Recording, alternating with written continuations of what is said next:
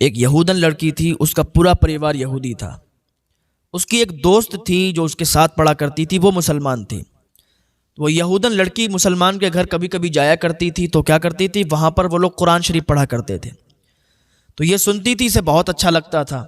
یہودی تھی لیکن اس کے گھر جایا کرتی تھی، قرآن کی محبت اس کے دل میں آ گئی، اور اس نے قرآن کی کچھ آیتیں بھی سیکھ رکھی تھیں، تو اس کے دل میں قرآن کی محبت، اسلام کی محبت آ چکی تھی، حالانکہ یہودی تھی۔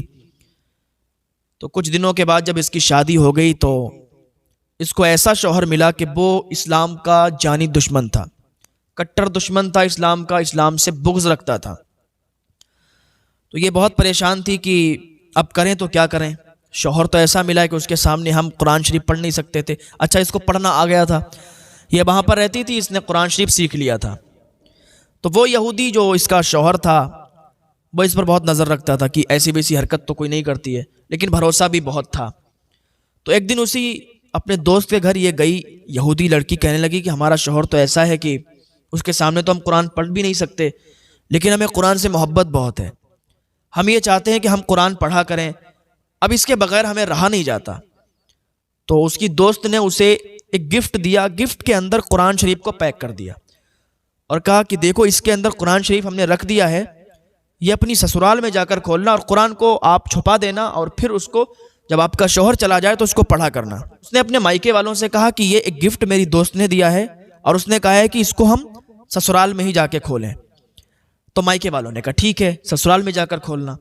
جب وہ سسرال گئی تو ایک دن اس کا شوہر گیا ہوا تھا کہیں کسی کام سے، تو اس نے گھر پر وہ گفٹ کھولا تو اس میں تمام چیزیں تھیں، اسی کے اندر قرآن شریف بھی رکھا ہوا تھا۔ تو قرآن شریف اٹھا کر اس نے الگ رکھ دیا۔ جب شوہر گھر پر ہوتا تھا تو قرآن شریف نہیں پڑھتی تھی، اور جب وہ چلا جاتا تھا اس کا ہسبینڈ تو پھر قرآن شریف پڑھتی تھی، قرآن کی تلاوت کرتی تھی۔ اسے بہت زیادہ محبت قرآن سے آ گئی تھی، حالانکہ وہ ایمان قبول کر لیا تھا، اس نے وہ اسلام میں داخل ہو چکی تھی۔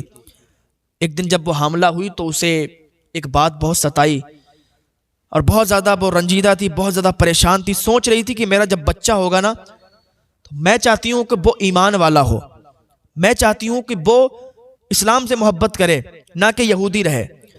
وہ بہت زیادہ پریشان تھی، وہ اللہ پاک کی بارگاہ میں دعا کرنے لگی۔ اس نے الحمد شریف کی سورت پڑھی اور اللہ کی بارگاہ میں ہاتھ اٹھا دیے کہ مولا میں نے ایمان قبول کر لیا ہے، اب میں مسلمان ہو گئی ہوں، میں یہودی نہیں رہی ہوں، اب میں یہودی نہیں ہوں۔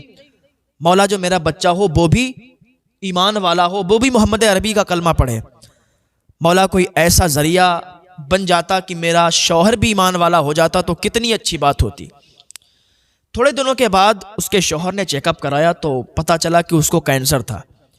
بڑی مایوسی کے ساتھ وہ گھر پہ آیا۔ آنے کے بعد اس نے اپنی بیوی سے کہا کہ سنو، اب ہم زیادہ دن تمہارے ساتھ نہیں رہ سکتے، اب زیادہ دن ہم اپنی زندگی نہیں گزار سکتے، اس لیے کہ ڈاکٹر نے بتایا کہ تمہیں کینسر ہے، میں تو کینسر کی بیماری میں مبتلا ہوں، اور اس بیماری کا علاج بھی بہت کم ملتا ہے، تو بس کچھ ہی مہینوں کے ساتھ تمہارے پاس ہیں، اس کے بعد ہم تم سے جدا ہو جائیں گے، لیکن ہم تم سے جدا ہونا نہیں چاہتے، ہم ابھی مرنا نہیں چاہتے ہیں، ہم تو تمہارے ساتھ زندگی گزارنا چاہتے ہیں، اس لیے کہ ہم تم سے محبت بھی بڑا کرتے ہیں، تم بہت زیادہ اچھی ہو، نیک ہو، اور تم سے ہمیں بہت محبت ہے، تم ہمارا خیال بھی بہت رکھتی ہو۔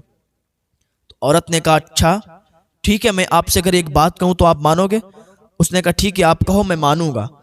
کہا تمہارا کینسر ٹھیک ہو جائے گا۔ کہا یہ کیا بات ہوئی، ڈاکٹروں نے جواب دے دیا ہے، تم کہتی ہو کینسر ٹھیک ہو جائے گا۔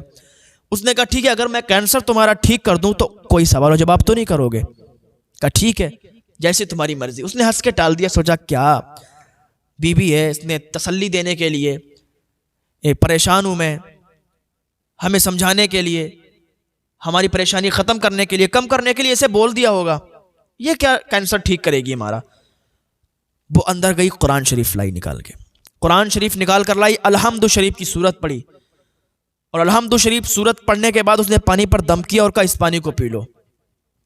اس نے کہا یہ کیا ہوا، یہ کیسی چیزیں اور کیا کیا کر رہی ہو تم؟ تو بیوی نے کہا دیکھو میں نے آپ سے کہا تھا کہ آپ کا کینسر بالکل ٹھیک ہو جائے گا، لیکن آپ سوال جواب نہیں کریں گے۔ اس نے کہا ٹھیک ہے چلو کوئی بات نہیں، تھوڑے دن کا تو مہمان ہوں۔ اب بیوی روز الحمد شریف کی سورت پڑھتی، پانی پر دم کرتی، اور پانی پر دم کر کے وہ اسے پلا دیتی تو وہ پی لیا کرتا تھا۔ ایک دن ایسا آیا کہ اس نے جب ڈاکٹر کے یہاں چیک اپ کروایا تو بڑا حیرت زدہ ہو گیا۔ اس نے ڈاکٹر کو بلا کے کہا کہ دیکھو آپ نے چیک اپ کیا تو پہلے کیا تھا کہ مجھے کینسر تھا، لیکن اب مجھے کینسر ہے ہی نہیں، بالکل کینسر نہیں ہے، کینسر ختم۔ ڈاکٹر نے کہا مبارک ہو تمہیں، یہ کیسے ہو گیا کہ کینسر ختم ہو گیا، بالکل ٹھیک ہو گئے ہو تم، اور تمہیں تو کوئی علاج تم نے نہیں لیا ہم سے، کوئی بھی ٹریٹمنٹ نہیں دیا ہم نے آپ کو، اور یہ آپ کا کینسر بالکل ٹھیک ہو گیا۔ تو اس نے کہا سنو، میری بیوی جو ہے نا، اس نے اللہ کا مقدس کلام پڑھا، الحمد شریف کی سورت پڑھی اور پانی پر دم کر کے روز ہمیں پلایا، یہ اس کی برکت ہے کہ یہ ہم ٹھیک ہو گئے ہیں، اور کینسر جیسی بیماری جو کہ بہت مشکل سے جاتی ہے اب بالکل نہیں ہے۔ یہ سب میری بیوی کے ذریعے سے ہوا ہے، میری بیوی نے سورہ فاتحہ پڑھ پڑھ کر مجھے پانی پلایا اور میرے کینسر کو ٹھیک کر دیا۔